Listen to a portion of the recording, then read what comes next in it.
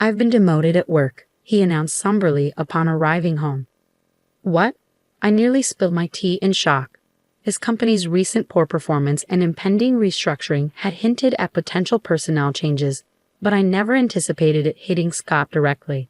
Nevertheless, I felt it was crucial to stand by him during such trying times as his wife. "Well, perhaps it's just a stroke of bad luck. Times are tough, and I'm also working, so let's not fret," I replied, trying to maintain a cheerful demeanor. "I'm Catherine, 50 years old, currently employed full-time in the back office. I reside with my husband Scott, who is 2 years my senior, our high school sophomore daughter Julia, and my 72-year-old mother-in-law Ethel. While Ethel and I may not always see eye to eye, our interactions are limited to when I'm home since I work outside, so I've chosen not to dwell on it. To my daughter, I advised, your dad is feeling a bit down because of the demotion, but let's try to carry on as usual around him."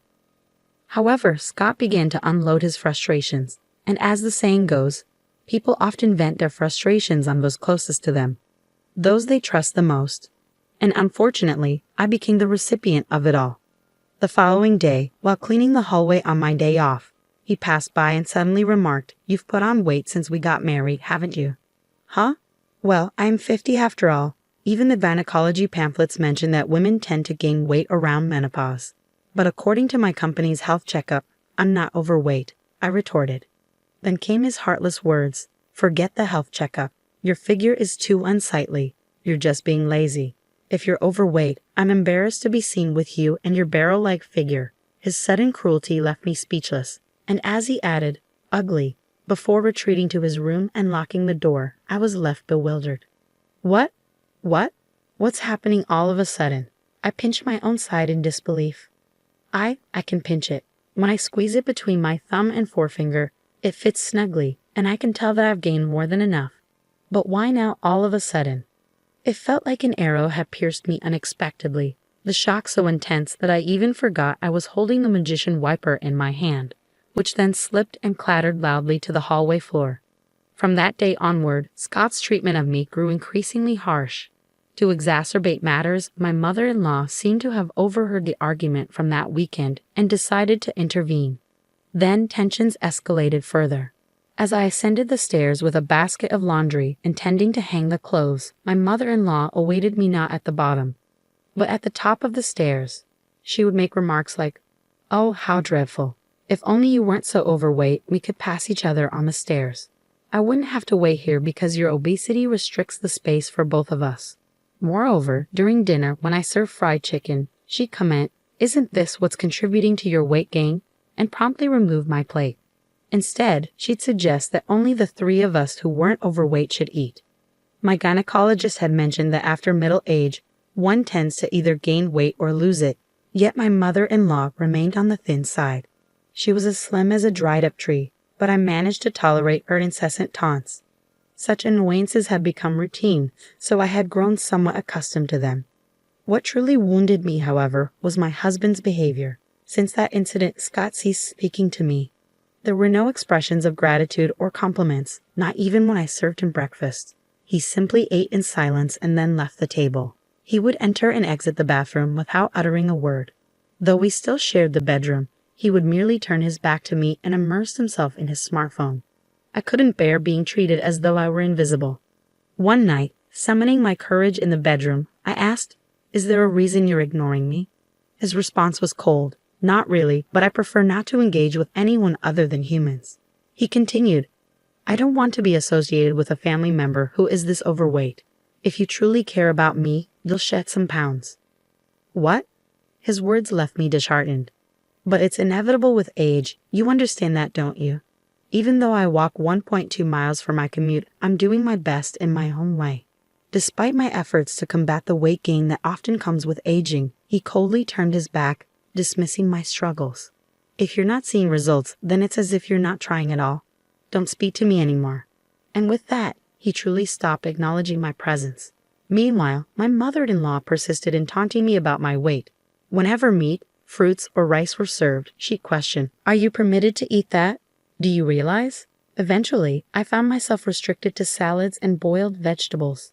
Scott remained silent throughout, merely moving his chopsticks without a word. It seemed my marriage was nearing its end. During my spare moments, I began packing my belongings. If this was the treatment I would receive from Scott, perhaps it was best to disappear altogether. When I confided in my daughter, saying I'm considering moving back to my parents' house, she sympathized. I understand. I witnessed Grandma and Dad always picking on you during meals. It's painful to watch. I'll come with you, Mom. We can stay with your parents and I can still attend high school from there. And now, tomorrow marks the beginning of the demotion I've been anticipating, right after the winter break. Scott approached with a smile, suggesting, let's all have a drink, just this once. Tomorrow, life without subordinates begins for him. I pondered whether he found this situation unbearable. However, by now, I had lost the will to play along. Even his forced smile grated on my nerves. Scott piped up, let's enjoy a nightcap with dinner. I'll whip up some wine spritzers. It might have been the first time he had directly addressed me since the demotion announcement. He continued, Julia can have juice, and I'll fix you a wine spritzer too, Catherine. He then placed the prepared drinks at 3 spots on the table.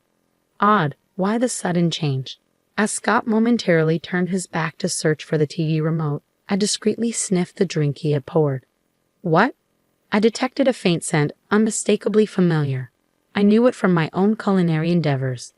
How could he even think to serve me this? I refused to tolerate it any longer. Between my mother-in-law's constant harassment and my husband's neglect, I had reached my limit. The sight of the wine spritzer pushed me over the edge. Scott, could you please grab the Camembert cheese from the fridge? It's from the local dairy farm, and it's absolutely delicious. I'm grateful for this family time. Would you mind fetching it? I requested, hoping he would contribute at least this much to our moment of togetherness.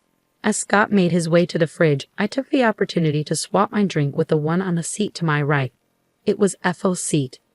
Upon his return with the cheese, I announced, now that we have our snacks ready, I'll go fetch Julia and mother-in-law, loud enough for them to hear.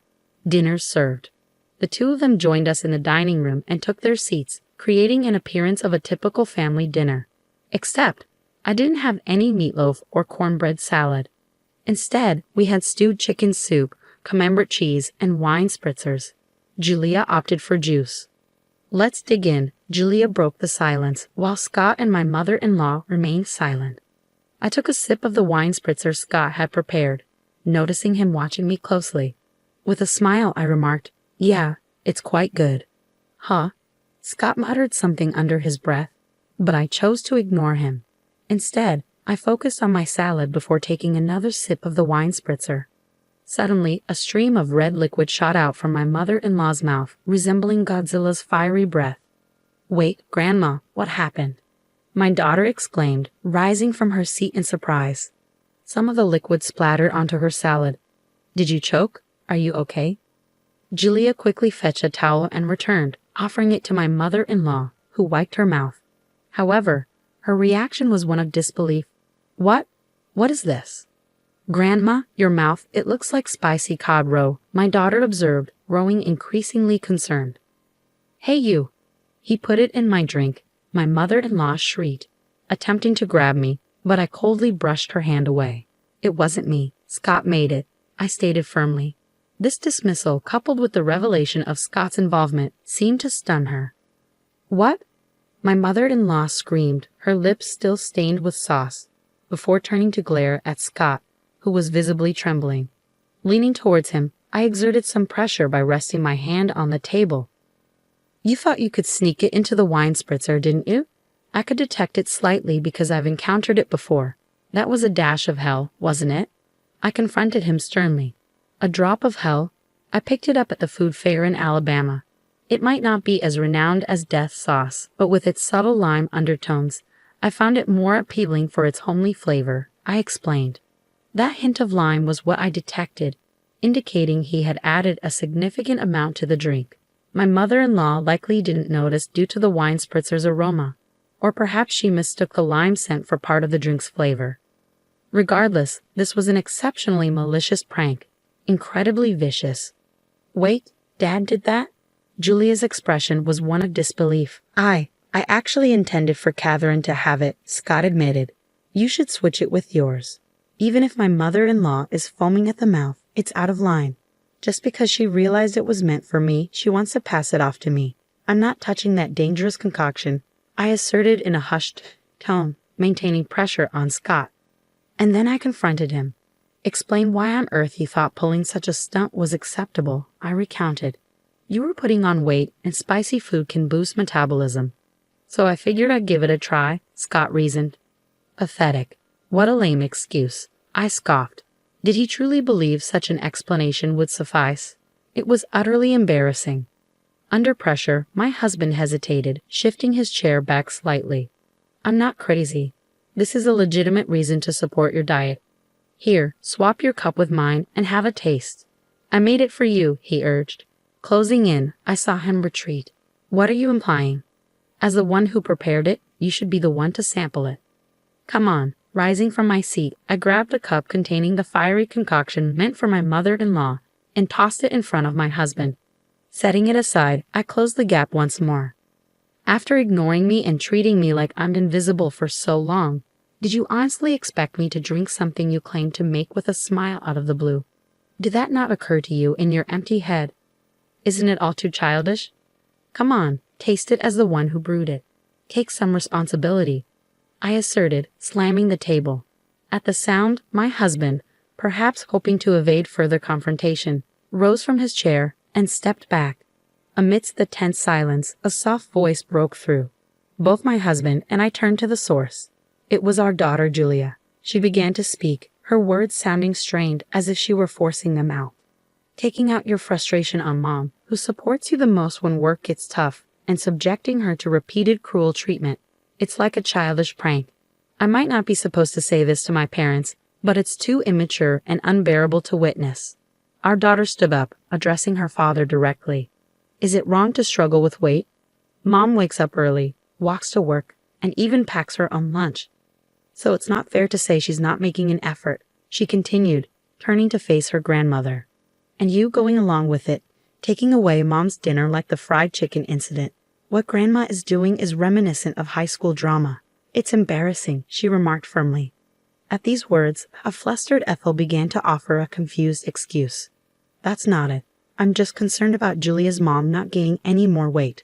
I want her to feel positively about herself in front of her granddaughter. Besides, Ethel, like Julia, is also struggling with weight. But Julia remained resolute. Compassion is about understanding and supporting the other person. It pained me to see Mom's dinner taken away, especially when she looked so upset. That's not compassion. Mom hasn't had any health issues in her checkups, yet taking away her food is just plain mean. Ethel fell silent, and it appeared Julia was finished addressing her for the time being. She turned her attention back to her father. Mom goes to the gynecologist regularly and stays active, yet Dad just brushes her aside because she's gained a bit of weight. What's up with that? His indifference creates such tension in the house. Can't you see it? Even Colonel Sanders and Aunt Stella from the cookie ads are on the plump side. Ever heard of happy weight? If Mom becomes a lovely grandmother like Aunt Stella as she gets older, I'd be overjoyed. When I have kids and she's a grandma, wouldn't it be wonderful to say, Mom, you've reached some happy weight and share a laugh? That's my dream. Please don't ruin it for me, she stated matter-of-factly, her gaze icy. Despite their blunt delivery, her words warmed my heart like hot milk with cookies. It was pitiful to witness a father admonished by his own daughter. And one more thing, she addressed her father directly. If you're going to disregard someone because of weight gain from aging, remember, with your receding hairline, you could easily be overlooked yourself. The tension in the room was palpable. Her sharp words left a chill in the air, making the living room feel as cold as ice. It seemed she had said all she needed to. Afterward, she turned to me. That's enough, Mom. It's time to let it go. It'll be better for you. Her words caught me off guard. Let it go. Yes, I should let it go. As I mentioned earlier, my dream is to see you holding my child, saying you've gained some happy weight and sharing a laugh. For my sake, I want you to be happy because that's part of my dream. So please let it go. Be happy and fulfill my dream. Her words filled my heart with warmth. Each word she spoke brought me such joy that I no longer cared about being ignored by my husband, the fat shaming from my mother-in-law, or the drink incident. Warm tears streamed down my cheeks. Yes, you're right. I agreed, my vision blurred with tears. Come on, Mom, she patted my back gently, urging me forward. Oh, okay, I mumbled as I fetched a document I had been concealing for some time. What? My husband exclaimed, startled. After enduring a month of being ignored, I reached a decision. I have my bags packed. Let's go our separate ways, I declared, presenting the divorce papers with only my name written on them. I just wanted you to lose some weight. If you had slimmed down as I asked, I would have been satisfied. It wasn't until Julia pointed it out that I realized it was venting. But since you didn't shed any pounds, I thought I'd torment you further. I didn't mean for it to. I didn't expect this outcome, my husband confessed, panic creeping into his voice. Those who fail to notice until things escalated are the ones acting incredibly immature, Julia retorted sharply. Living without her beloved granddaughter is no laughing matter for my mother-in-law. Ethel interjected softly, her voice as gentle as stroking a cat. Julia, dear, you wouldn't want to keep living with us, your grandmothers. Julia shut down Ethel's plea with a firm refusal. I decline. I no longer wish to share the same space as people who behave like middle schoolers. Wait, okay, hold on. I understand. I'll taste it, as you suggest. I'll take responsibility as the one who prepared it, Scott conceded, picking up the glass before him and downing its contents in one gulp. Scott, much like Ethel earlier, ejects a stream of the red liquid from his mouth, leaving him with a set of lobster-like lips. There, see. I took responsibility, didn't I, Julia? Scott proudly declares. Julia captures a picture of them both with their lobster lips on her phone and remarks, "You both are so ridiculous. Mom, let's go," before swiftly exiting the living room. Yeah, I'll follow her lead, I agree. Left behind is a dinner table splattered here and there with the wine cocktail mixed with a drop of hell, along with a husband and mother-in-law sporting red lobster lips. I returned to my parents' house with Julia. Upon explaining the situation at home, both my mother and father are enraged and decide to confront Scott and Ethel. They return with the divorce papers, and I ultimately end up getting divorced. My ex-husband Scott's career hits rock bottom, with no notable achievements in his remaining years. It turns out he had a habit of ignoring issues he disliked, even with his subordinates, which ultimately led to his demotion, a revelation I only recently discovered. Meanwhile, my ex-mother-in-law Ethel, who had been difficult and seldom ventured outside, finds herself in a stalemate within their two-person household. Eventually, I received a call saying, "Things wouldn't be so dull if you and Julia were here." This sentiment is underscored by the 17 years that passed since Julia was born and we lived together. Please come back. I'll stop ignoring you. But I won't be returning. Enjoy indulging while you can. Once you have grandchildren, you'll have more physical work to do, my mother jokes with a smile. That's a good point. Today, like every day, I'm walking to work. Along the way, my boss drives by and stops the car, offering, "Need a ride?" "No, thank you. I'm sticking to my diet." "Just get in, Catherine," he insists. "I found a new boyfriend," I announce proudly. Both of us have experienced divorce, which has strengthened our bond and mutual understanding.